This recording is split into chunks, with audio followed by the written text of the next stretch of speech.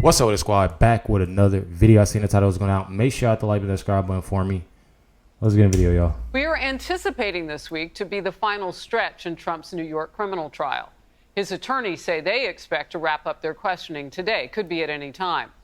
Then the prosecution can choose to ask Cohen a second round of questions. He is their final witness. After that, if they choose to do that, the defense then presents its case. Former Commander-in-Chief talked on the way in today. All of the things you saw over the last 4 weeks, most of it should have never even been brought up. And then on top of that, there's no crime. And we go on day after day, and I tell Iowa, I'm sorry, I won't be able to make it. I tell New Hampshire, sorry, I won't be able to make it. I'm sitting in an icebox all day. Senior correspondent Eric Shawn is live for us outside the courthouse. Eric. Hello, Harris. Well, it turns out he not only lied, but also stole money from former President Trump. In cross-examination, Michael Cohen exposed as a thief today. This case should be dismissed. It should have never been brought. And the judge is highly conflicted. He's a corrupt judge. He's highly conflicted. He's totally corrupt. And he's interfering with an election. Well, Trump's former lawyer, Michael Cohen, back on cross-examination.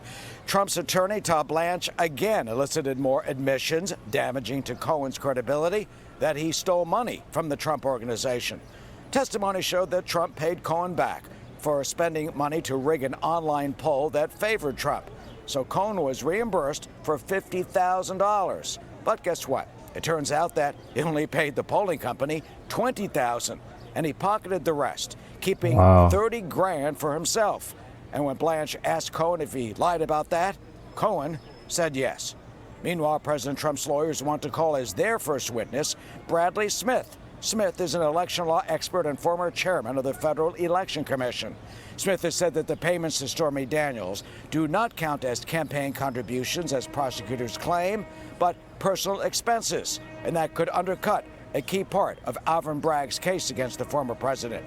Smith has compared Trump's case to the 2012 prosecution of former Senator John Edwards. You may remember that Edwards faced similar charges of spending money on a mistress, but his trial ended in an acquittal and a mistrial, and Edwards got off.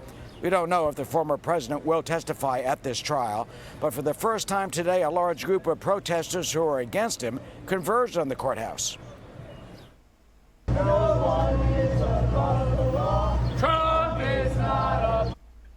They all look like Biden friends.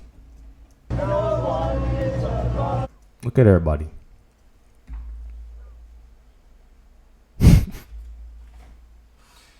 Oh my. Trump is not above the law. No. Look, you can see like how, like, look at this. Against him converged on the courthouse. Trump is not above the law. While those chants were heard to hear out on the streets, they were not heard inside the courtroom. About 30 of those protesters are still They all move just like Biden. here, mingling with some of the Look at him. Look at him right here. Look at him on the far right, y'all.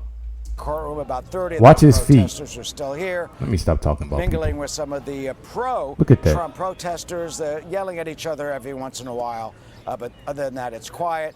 This trial continuing. No session on Wednesday or next Friday, but the judge has set next Tuesday, the day after Memorial Day, for closing arguments. So the jury could get this case next week, Harris. Back to you.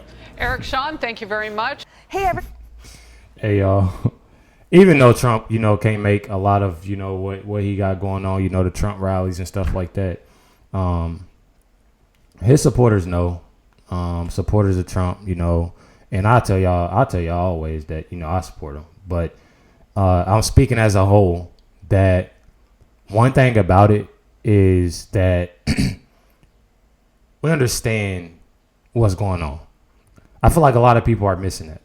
No matter how bad they try to hurt him, anything like that, understand what's going on. Y'all see in the comments, y'all see on YouTube, I see people, on TikTok, saying different things on backing Trump. And I know a lot of people stay off of TikTok, but still, there's a lot of people that supporting, Trump, seeing what he's going through.